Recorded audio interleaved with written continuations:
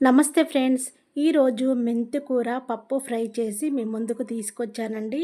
చాలా అంటే చాలా టేస్టీగా ఉంటుంది. వేడి వేడి అన్నంలో మెంతి కూర పప్పును వేసుకొని, నెయ్యి వేసుకొని, పెరుగు వేసుకొని తింటే టేస్ట్ అయితే అద్దిరిపోతుందండి.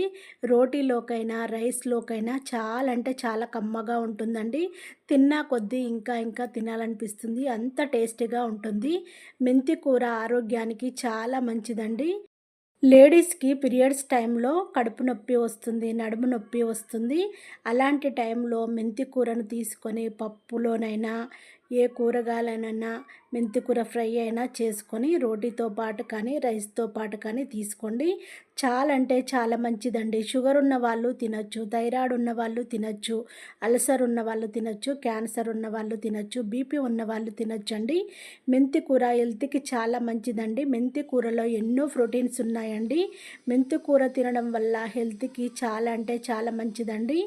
ఏ కూరలోనైనా మెంతి కూరను కాస్త వేసేసుకొని ఫ్రై చేసుకోవచ్చండి. టేస్ట్ చాలా బావుంటుందండి. నేను 2 కట్టల మెంతి కూరను తీసుకున్నాను. మంచిగా చేయితో తెంపిన తర్వాత వాటర్‌లో మంచిగా కడగాలండి. మనం ఫస్టు కడిగిన తర్వాతే కట్ చేసుకోవాలి. మంచిగా కడిగేటప్పుడు మట్టి మట్టిగా ఉంటుంది కదా! అలా మట్టి వచ్చినప్పుడు మరి 4, 5 సార్లైనా కడగాలి.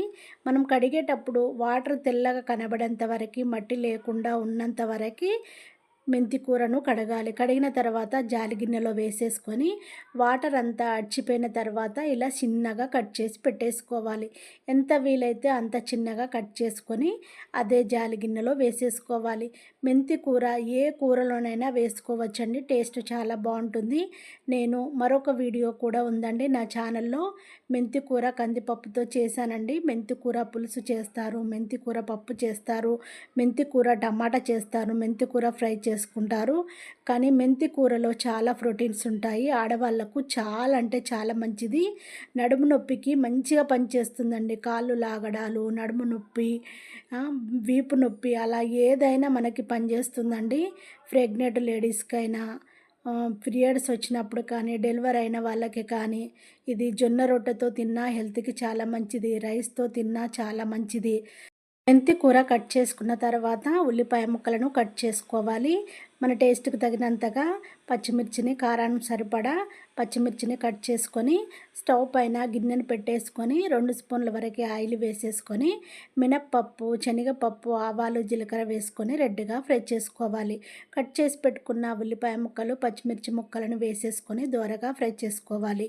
ఎల్లిగడ్డ ముద్దను కచ్చా పిచ్చాగా దంచి వేసేసుకొని మంచి అరోమా వచ్చేంత వరకు ఫ్రై చేసుకోవాలి. ఒక స్పూను పసుపుని వేసేసుకొని మిక్స్ అయ్యేలా కలుపుకోవాలి.